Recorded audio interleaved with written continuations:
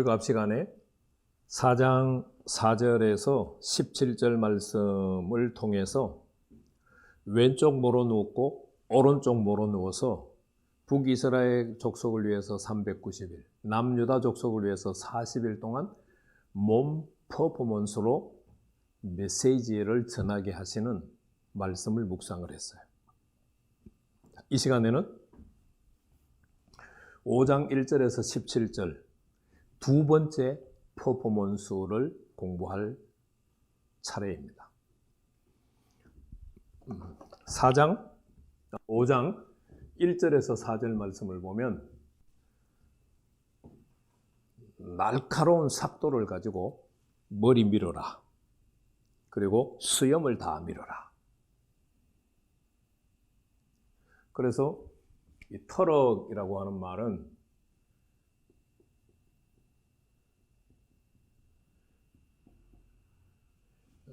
자른 머리카락과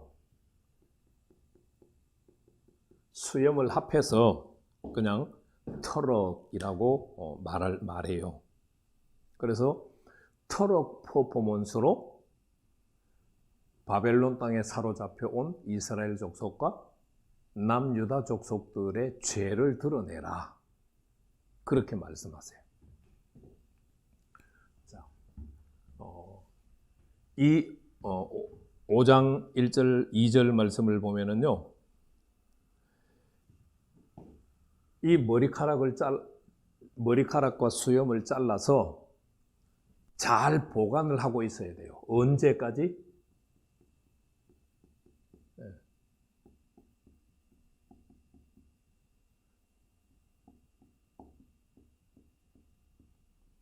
성읍이 에워싸일 때까지 보관을 하고 있어야 돼요.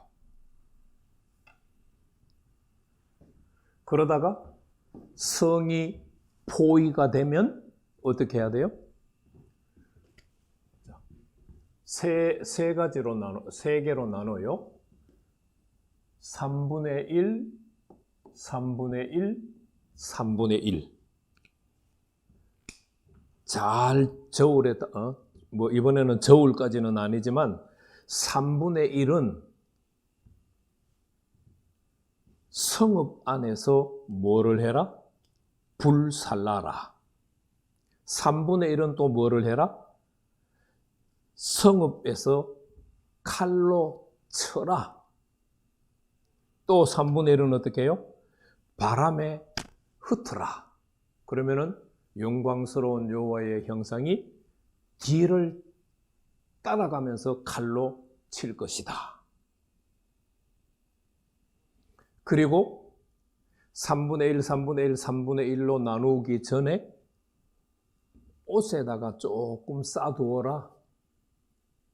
터럭 수염 머리카락과 자른 머리카락과 자른 수염을 옷에다가 조금 싸두어라. 그러다가 뭐 해야 돼요? 불에 던져라. 불에 던지면은 불이 나와서 이스라엘 족속들을 살을 것이다. 근데 이 터럭 퍼포먼스를 보니까 단순히 죄를 드러내는 퍼포먼스가 아니라 영광스러운 여호와의 형상이 이스라엘 족속들을 심판하시는 퍼포먼스예요. 심판을 하시는데 세 종류로 심판을 하시겠다는 거예요. 성읍 안에 터럭 3분의 1을 불사르라. 이 말은 5장 12절에 해석을 해놨습니다. 너희 가운데에서 3분의 1은 전염병으로 죽으며 기근으로 멸망할 것이요. 그래서 여기서 3분의 1을 성읍 안에서 불사르라고 하는 말은 전염병이 임해서 기근이 임해서 다 죽는다는 의미를 가지고 있어요. 성읍 안에서 터럭 3분의 1을 칼로 쳐라. 그거는 해석하기를 그냥 그대로 해석이 되어져 있어요. 3분의 1은 사방에서 칼에 엎드러질 것이다. 그리고 또 3분의 1은 어떻게 돼요? 사방에 흩어버리고 뒤를 따라가면서 하나님께서 칼로 쳐서 멸망할 거다. 5장 1절에서 4절 말씀 트럭 퍼포먼스는 하나님이 어떻게 이스라엘 족속을 심판하실 것인지에 대한 방법을 얘기하고 있어요. 그리고 2차 심판, 1차 심판, 2차 심판, 3차 심판인데 2차 심판은 트럭 퍼포먼스를 구체적으로 해석해 주는 것이다 라고 생각하시면 돼요. 자, 그러면 5절에서 7절 말씀은 뭐냐? 왜 영광스러운 여호와의 형상이신 하나님이 이스라엘 족속을 심판하시는가? 그 이유를 설명하고 있어요. 5절에서 7절 말씀을 보면은요, 율례, 규례라는 표현이 나와요. 이스라엘 족속들이 하나님께서 주신 율례와 규례를 버려요. 안 지켜요. 누구보다도 더 악하냐? 이방인들보다도 더 악하게 살아요.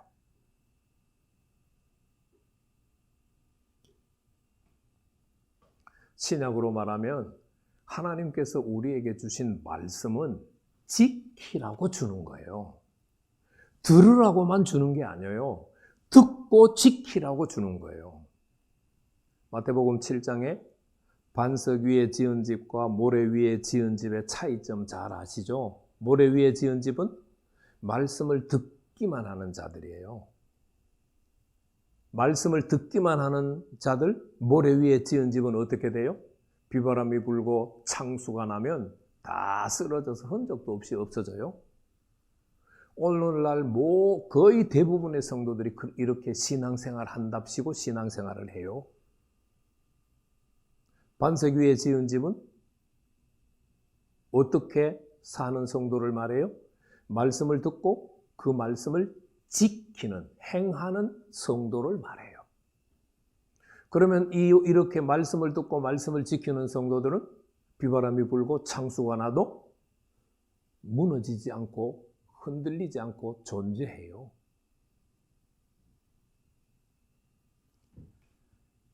하나님께서 트럭 퍼포먼스로 이스라엘 족속들을 심판하시는 것은 율례를 지키지 않고 규례를 지키지 않고 율례와 규례를 다 버려버렸어요.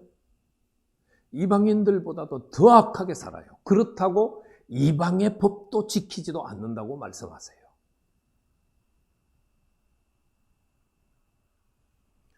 우리가 말씀을 듣기만 하고 말씀을 안 지키는 데 대한 경각심이 너무 없어요. 예수 믿으면 죄 용서받고 예수 믿으면 구원받고 예수 믿으면 천국 간다고 배워왔기 때문에 예수 믿는 것이 만병통치약이 되어버렸어요. 요술방망이가 되어버렸어요. 그래서 죄를 짓는, 말씀을 듣고 말씀대로 살지 않는 것에 대해서도 전혀 경각심이 없어요. 여러분, 경각심을 가져야 돼요. 이게 에스겔서가 구약의 말씀이지만 그 사상은 신약에도 그대로 내려오는 말씀이에요.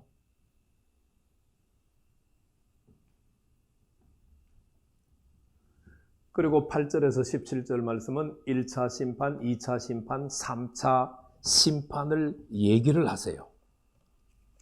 그 심판의 내용들은 8절에서 10절 말씀을 보면은 내가 예루살렘을 친다. 이방인의 목전에서 예루살렘에게 벌을 내린다. 어느 정도로 벌을 내리느냐? 전무후무한 벌을 내린다. 당연하죠. 예루살렘이 지금까지 멸망한 적이 없어요. 예루살렘 성읍이 지금까지 멸망한 적이 없어요. 그런데 예루살렘 성읍이 멸망시키니까 전무후무한 벌을 내리신다. 그렇게 말씀을 하시고 대기근이 올 것이다. 대기근이 와서 어떻게 해요? 아버지가 아들 잡아먹고 아들이 아버지 잡아먹는 일들이 일어난다. 얼마나 먹을 것이 없으면 아버지가 아들 잡아먹고 아들이 아버지를 잡아먹겠어요? 대기근이 온다는 얘기예요. 남은 자는 사방으로 흩어요. 그런데 사방으로 흩고 끝나나요? 하나님께서 뒤를 따라다니면서 칼로 다 쳐서 죽인다고. 그러니까 하나님의 심판을 정말 제대로 깨닫고 돌이켜야죠. 하나님의 징계를 즐거운 마음으로 받고 돌이켜야 돼요. 그래서 2차 심판은 아까 1절에서 4절 말씀의 해석이라고 말씀드렸어요. 전염병과 기근으로 다 죽어요. 칼로 사방으로 쳐요.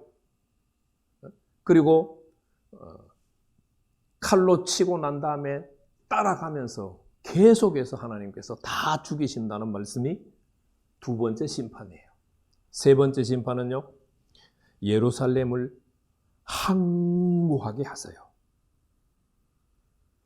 예루살렘을 둘러싸고 있는 이방인들 중에서 그들 앞을 지나가는 자가 이방인들에게 모욕을 당하게 해요. 여호와께서 노와 분과 중한 책망으로 예루살렘을 벌해요. 그래서 예루살렘은 이방인들에게 수치거리가 되고 조롱거리가 돼요.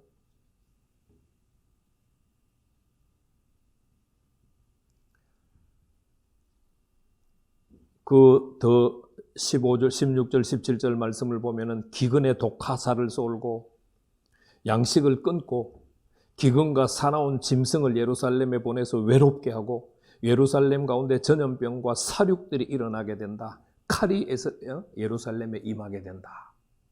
그래서 1차, 2차, 3차 심판을 이야기하고 있는데 예루살렘은 멸망된다라는 거예요. 칼로 죽임을 당하고 전염병으로 죽임을 당하고 기근으로 죽임을 당해요. 둘러싼 이방인들에게는 수치거리가 되고 조롱거리가 돼요.